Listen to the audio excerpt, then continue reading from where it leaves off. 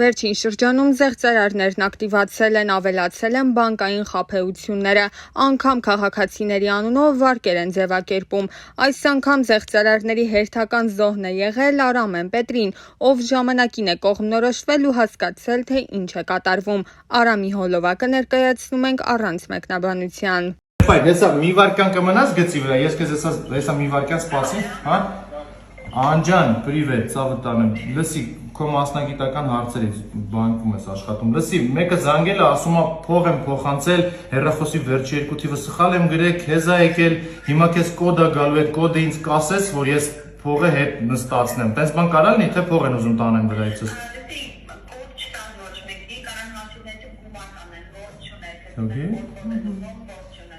Լավ, օքեյ, հասկացա, всё, լավ։ Բռնվա։ Լավ, միոցից հանում սպաս։ Ալո։ Հա, եղբայր ջան, կներես անունդ ոնց էր։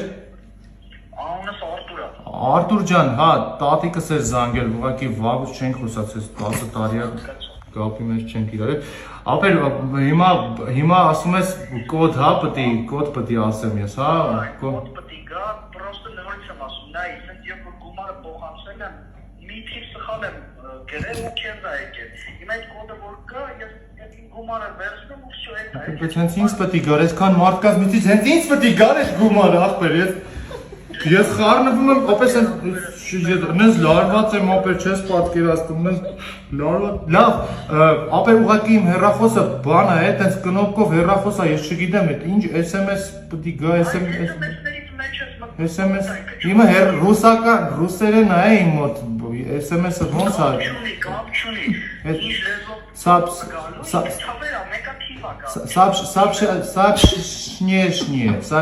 Сообщение, հա դրա մեջ պետք է մտնեմ, հա, օպերես, մերսի քեզ, ես ինչ լավ բան սովորացրել, ինչքան տատս էլա գրել չեմ պետք է, գիտես, գրել է չեմ, ապեր, բայց այդ կոդը, եկել է կոդ, տեսա, կոդ է եկել, հա, կոդ է եկել, կոդ, կոդը, իսկ կլոր օդը, թե կվոդը, նշում ես այդ մեջ, որ իմանանք, թվերը ասեմ, մի վարկյան ապեր, մի հատ պետք է մնաս դանդաղ աշխատում, էլի հեռախոսս, մի քիչ սպասես, հեսա կոդը, հեսա մի ինչ, 4 թիվ, հա, կոդ, հա, կոդ, հենա, 008, դեպը 008, վաճառվում է բնակարան Պուշկին փողոց, ապե չէ, այս ուրիշ էր, մի րոպե վերևին, ասպեր դե չեմ նայել վաբշե հաղորդագրություններս, ապե նոր եկավ, հա, հենա, տեսա, կոդ 0, ապե չէ, ոնց որ մի հատ բան հասնեմ, էլի կարող է դու քաղաքում ես, տեսնենք ես այդ գումարը տամ քեզ, ապեր սենց հեռախոսով ես չեմ հասկես, հեռախոսով չեմ կարող ոչ մի բան անեմ, ուր ես դու, ցավը տանեմ, արի հանդիպենք, ալո, Արտուր, ալո։ Երգիչ դերասան Արամեն Պետրին հյուրընկալվել էր Արմլուրին ու խոսել մի քանի թեմաների մասին։ Star News-ը ներկայացնում է կարևոր հատվածները։ Դեռ ուսանողական տարիներից խաղացել եմ ուրախների և հնարամիտների ակումբում։ Մինչ ընդունվելս սեր եմ ունեցել բեմի հետ, երբ հասկացա, որ սերը և հոբին վերածվում են աշխատանքի, այդ տրանսֆորմացիան շատ արագ եղավ։ Ուզում էի շատ լինել բեմում, դառնալ երգիչ, հետագայում, երբ ձեռք ես բերում այդ հաջողությունները, սովորական են դառնում։ Դժվարություններ միշտ կան, որովհետև բավականին անկանխատեսելի մասնագիտություն է, միշտ պետք է արդի լինես, ստեղծագործես, անընդհատ նույն բանը չես կարող անել։ Այս բնագավառը բավականին անշնորհակալ է, շատ երգեր դարձել են հիթային իհարկե կան, որ չեն դարձել, փորձում ես սովորել քո սխալների վրա, հետևություններ ես անում, փորձը ամենամեծ դերն է խաղում։ Արամը անդրադարձել էր նաև վերջին շրջանում լայն տարածում գտած Արմուշի և Կարեն Բաբաջանյանի հարցազրույցներին 32 ատամ ակումբին ու նշել. Ես իրականում կարծում եմ, որ այնքան ժամանակ է անցել, որ այս թեմային անդրադառնալը իրոքան իմաստ է։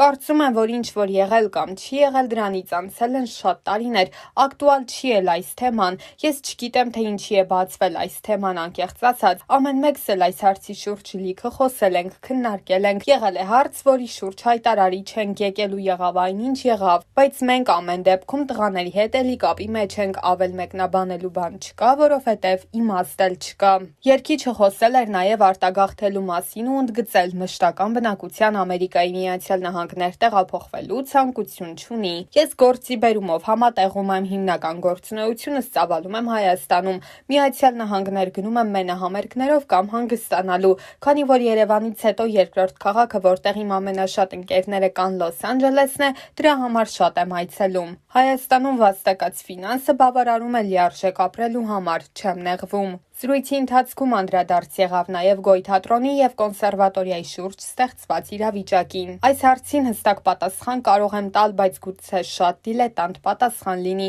ոնց կարելի է թատրոնը փակել, ես չեմ լսել մյուս կողմի մեկնաբանությունը, թե ինչի են թատրոնը փակում, քանի որ չեմ լսել պատասխանը, ես էլ այն մարդկանց շարքում եմ, ովքեր դեմ են թատրոնի փակմանը։ Ես լսել եմ, որ կոնսերվատորիան ուզում են սարքեն մեծ կամպուս քաղաքից դուրս։ Այդ գաղափարի շրջանակներում է այս ամեն ինչը կատարվում, բայց հետո հերքեցին, դա չի համապատասխանում իրականությանը, այս պահին չգիտեմ ինչ մեկնաբանել, ուսումնական հաստատության տեղափոխումը կամ փակումը կամ տեղը ինչ-որ նոր բան բացելը, որ ընդհանրապես կապ չունի ուսումնական հաստատության հետ, բնականաբար բոլորի մոտ առաջացնում է շոկային իրավիճակ, նշել էր Արամը։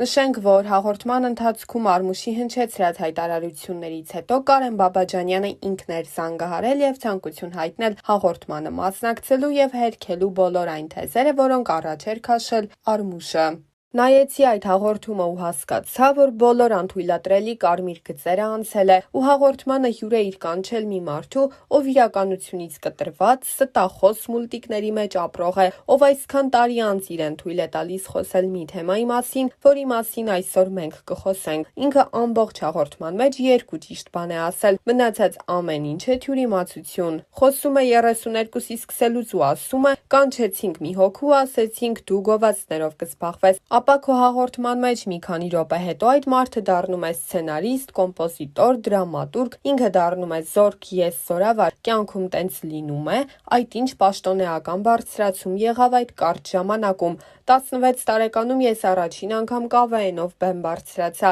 դա 97 թիվն էր, 32-ը եղել է 2006-ին։ Մենք 2001 թվականին արդեն չեմպիոն էինք, գնացինք Սոչի ու սկսեցինք խաղալ Պիտիգորսկում։ 2001 թվականին Կարեն Քոչարյանի խորհրդով ռազվեդկա արեցինք, որ հասկանանք ով կարող է լրացնել թիմը, որովհետև արդեն Հայաստանն ենք ներկայացնում։ Մեզ երկու խորհուրդ տվեցին՝ Կյաժին Արթուրին ու Էդմուլդ Հերոսին, բրդոտ գլխով էր ինքը այն ժամանակ խառակցյալ էր։ Այդ ժամանակ էլ այդ թիմում ես համարվում էի առաջատար մեկը, թե բեմում, թե բեմից դուրս, ու իրենց մեր հետ տարանք Պիտիգորսկ, որտեղ ինքը առաջին անգամ հելավ բեմ։ Գարիկ Մարտիրոսյանին մի մետրից տեսավ, Մենչին կենդանի տեսավ, կպավ Մենչին։ Անուններ եմ տալիս, որ այդ մարդիկ ապրում են, կան։ Եկավ քեզ խաբեց, հանդիսատեսին խաբեց միամիտ։ Իր կյանքում ստեղծագործական առաջին փողը եղել է, որ Արդինիին ես վճարել եմ $50, այսինքն $25։ Ստացվում է դա իր առաջին գինը, արժեքը։ Ես վճարել եմ, որ ինքը գա մեզ հետ կավեն խաղա։ 2001 թվականին իրեն ոչ մեկը չէր ճանաչում, դա իր առաջին սուտը։ Երբ բաժանվեցինք, մի երկու պոռնիկ լրատվամիջոց գրեցին, որ փողի խնդիր կա։ Ես միանգամից սկսեցի ներքին զրույցներում փողոցային լեզվով ասած հայհոյանք պտտել այն մարդկանց վրա, ովքեր թույլ կտան նման բան ասելու։ Հետո նույնիսկ Վաչեն ու Մուլթերոսը գնացին կռվախնձոր ու մի քանի տեղ ու ասեցին, որ փողի խնդիր չկա։ Իմ կյանքում ես սենց եմ ապրում, եթե մեկից բաժանվում ես գործնականորեն, առաջին իմ սկզբունքը ֆինանսական հարցը հնարավորինս արագ լուծել, որ ավելորդ շահարկումների թեմա չդառնա։ Տոկոս չկար ֆիքսված, աշխատավարձ էր շատ արդար, եթե նայենք մարդու արած գործ ստացած փոխհամամասնությամբ շատ սոցիալիստական։ Հաղորդման մեջ ինձ ներկայացնում է մի հատ էժան ձիշովի մեկը, ով ավտո է նվեր ստացել ու փաստացի ուրացել իր ընկերներին։ Քո հաղորդման մեջ հնչել է մուտիլովկա, ինքը իրեն թույլ է տալիս քանի տարի հետո մարդու արժանապատվությանը կպնի,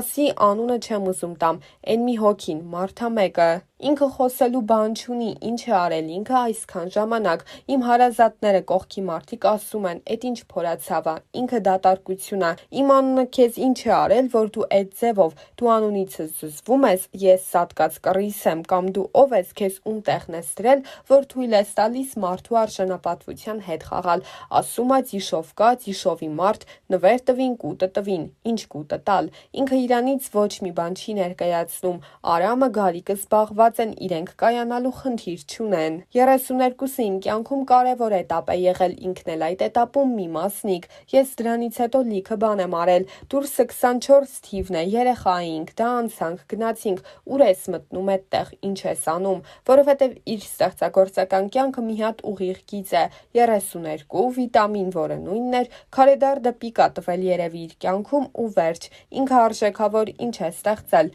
պոեզը արդեն գնացել է, ինքը ինձ վիրավորել է, կարմիր գծերը անցավ։ Մենք հաղորդումը ստեղծելիս ֆորմատի առումով իրեն պատկերացրել ենք Armenia TV-ում, սկզբունքային կետում համաձայնության չեկանք, երկկողմանի ու շատ արժանապատիվ հրաժեշտ տվեցինք իրար։ Հմեկից դուրս գալը մեր նախաձեռնությունը չէր ըստ երևույթին, քաղաքական որոշում էր։ Մենք գնացինք շանթ ու իրենք անկեղծ ասացին, որ իրենց ֆորմատի հաղորդում չի, բայց Armenia չգնալու համար մենք պատրաստ ենք ձեզ հետ համագործակցելու ու տեղափոխությունը շանթից Armenia, որ ինքը ասում է մի անձնյա, դա էլ է սուտ խոսում։ Armenia հրավերը եղավ Արթուր Ջանիբեկյանի կողմից ու ըստ երևույթին մեր տեղափոխման նպատակը տղերքի զբաղվածության հարցը լուծելն էր։ Մի հատ ժամանակ էր եկել, որ մենք հայտնի էինք դարձել ու 32 ատամ նախագիծը իր բյուջեով էլ հնարավորություն չուներ մեզ բավարարելու։ Armenia տեղափոխվելը եղել է մեր ամենաստացված ֆինանսական դիլը, մեր բյուջեն եռապատկվել է, մուլտիկներից ուղեղը չորացել է,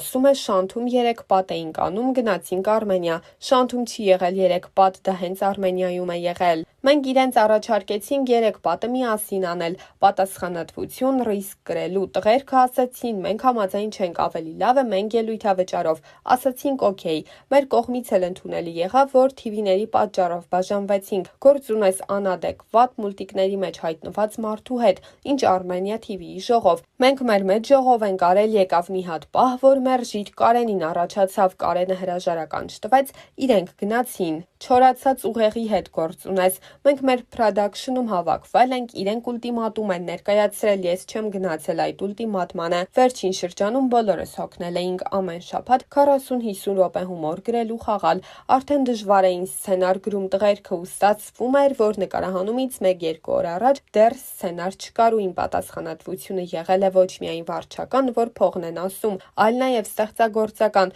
ու շաբաթների, ամիսների արդյունքում գեներացվեց մի հատ էներգիա տղերքի հանդեպ ու այդ պրեսինգը, որ տղերք սենց չի լինի։ Հիմա որ նայում եմ այն ժամանակ գուցե լինեի ավելի դիվանագետ, բայց այն ժամանակ ես համարել եմ, որ արդար գործ ենք անում ու հաղթանակներն էլ ռեժիմով են, բարձունքներ տենց են գրավում։ Ես եղել եմ պատասխանատուն TV-ի ու հանրության առաջ, բոլոր տեսակի հարցերը հարթելու ես իմ վրա եմ վերցրել, իմ օրոք իրենց մազը չի ծռվել։ Ես Վահագին բազմիցս ասացի, որ սենց երկար չենք կարա։ Երբ Արթուր Ջանիբեկյանն առաջարկեց օգնության ձեռք մեկնել, ասացի, որ պոեզը վաղուց գնացած է։ Ասացի ես բեմում փորձեցի լինել Գարիկը Մարտիրոսյան եւ բեմից դուրս արեցի քո աշխատանքը, իսկ դա շատ դժվար բան է։ Ես կասեմ, որ այդտեղ կա դավադրություն, դավաճանություն։ Ես անկեղծ ամաչում եմ մեր այս իրավիճակից, այս հաղորդումից։ Մեր ազգը այսքան պառակտված ես իմ գիտակից կյանքում չեմ տեսել։ Հայրենիքի մաս կորցրինք, տղերքին տարանք դրեցինք հողը։